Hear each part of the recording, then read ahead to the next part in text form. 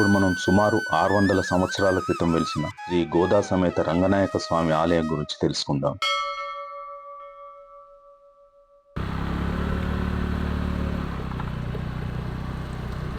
శ్రీ గోదా సమేత రంగనాయక స్వామి ఆలయం హైదరాబాదు వరంగల్ జాతీయ రహదారిలో గట్కేసర్ పట్టణానికి సుమారు 5 కిలోమీటర్ల దూరంలో ఏదలవాద్ గ్రామంలో ఉంటుంది. శ్రీ గోదా రంగనాయక స్వామి వారి దేవస్థానం అతి ప్రాచీనమైనది. ఈ దేవాలయానికి 600 సంవత్సరాల చరిత్ర ఉంది. గోదాయై నమః. శ్రీ గోదా సమేత మన్నార రంగనాయక స్వామి వారి దేవాలయం గరుడాద్రి క్షేత్రం. దీనికి పూర్వనామము రాయపురం. అత్యంత ప్రాచీనమైనటువంటి దేవాలయం. మనకు తెలంగాణ, ఆంధ్రప్రదేశ్ ప్రాంతాల్లో ఇటువంటి అత్యంత వైభవమైనటువంటి దేవాలయం మరెక్కడ కూడా మనకు కనిపించదు.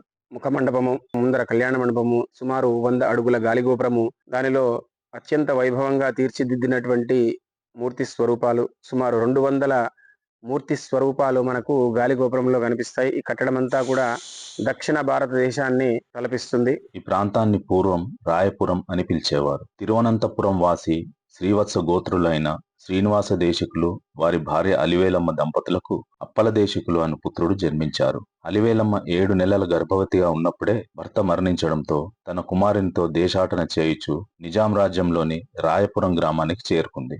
అలివేలమ్మ కుమారుడైన అప్పల దేశికులు భక్తి ముక్తి కలవాడు. వీరికి భగవత్ సన్నిధి అవసరమై ఒక చిన్న గర్భగుడి ఏర్పరచుకొని అందులో అండాల్ అమ్మను ప్రతిష్ఠించి ధూప దీప నైవేద్యాలను తిరునక్షత్రాలను జరిపించుచూ ఉండేవారు. తర్వాత వీరు స్వదేశమునకు వెళ్లి అచ్చటి నుండి శ్రీరంగమన్నార్ గోదా అండాల్ విగ్రహాలను తెచ్చి ఇచ్చట ప్రతిష్ఠించారు.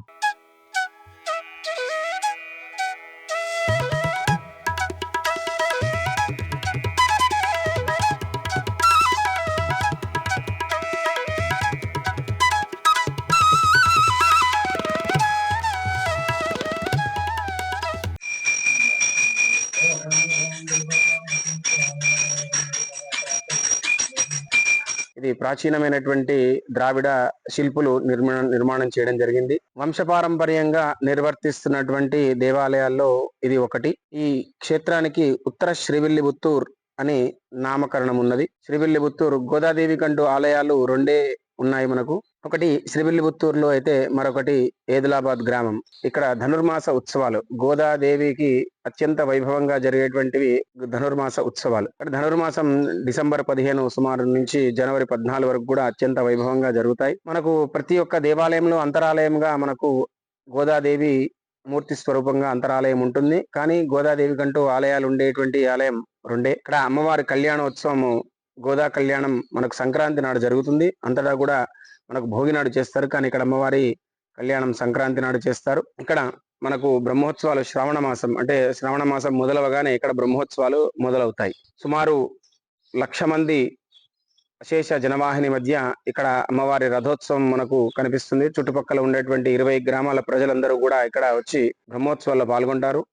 మనకు ధనుర్మాసంలో ఇక్కడ నిత్యము ధూపదీప నైవేద్య తిరుప్పావే పాశురాలతో అత్యంత విరాజిల్లుతుంది. నిత్యం 10,000 మందితో ఇక్కడ మనకు అమ్మవారి సేవకు దర్శనం చేసుకుంటూ వాళ్ళ మొక్కులు తీర్చుకుంటూ, ఇక్కడ అమ్మవారికి ఒడి బియ్యం పోసేవాళ్ళు ఒడి బియ్యం పోస్తుంటారు, మొక్కులు తీర్చుకుంటారు, ముడుపులు కట్టేవాళ్ళు, అదేవిధంగా చీర సారె తెచ్చేవాళ్ళు. అదేవిధంగా ధనుర్మాసంలో మనకి ఇక్కడ ప్రత్యేకంగా దీపోత్సవాలు, తర్వాత ఇక్కడ నిత్య విధి కార్యక్రమాలన్నీ కూడా జరుగుతాయి. ఇక్కడ ప్రసాదము అమ్మవారికి పోసినటువంటి వడి బియ్యం ద్వారా ఇక్కడ ప్రసాదం అనేటువంటిది వితరణ జరుగుతుంది. ఇక్కడ 2 కళ్యాణాలు అవుతాయి. ఇక్కడ బ్రహ్మోత్సవంలో కళ్యాణం, ఇంకొకటి గోదా కళ్యాణం. తర్వాత అభిషేకాలు, నిత్య పూజలు, నిత్య హోమాలు, ఇటువన్నిటి కూడా ఆలయాల సేవలో భాగంగానే నిర్వర్తిస్తుంటారు.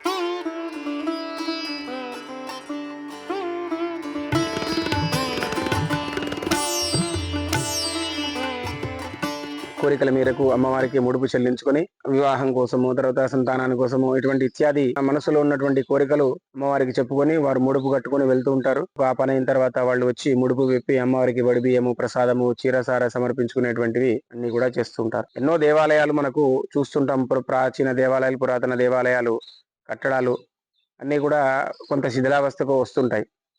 అని అమ్మవారి దేవాలయము మనకు నిత్య వైభవంగా వెలుగుతూ, అమ్మవారు నడయాడినటువంటి క్షేత్రం, అమ్మవారు తనకు తానుగా నిర్మించుకున్నటువంటి దేవాలయం అని కూడా మనం చెప్పుకోవచ్చు. ఇక్కడ ఎంతో వైభవం ఉన్నటువంటి అమ్మవారి ప్రాశస్త్యం వంశపారంపర్యంగా నిర్వర్తిస్తున్నటువంటి మా తరం వాళ్ళు అందరూ కూడా సేవకులుగా భావిస్తూ మేమంతా కూడా ఈ ఆలయాన్ని నిర్వర్తిస్తుంటాం. గోదాయ నమః. ఇక్కడికి రావడానికి బస్సు సౌకర్యం కలదు. సికింద్రాబాద్ నుండి మరియు కోటి నుండి ఏదలాబాద్ గ్రామానికి ఆర్టీసీ బస్సులు ఉంటాయి. క్యాబ్ సౌకర్యం కూడా ఉంటాయి.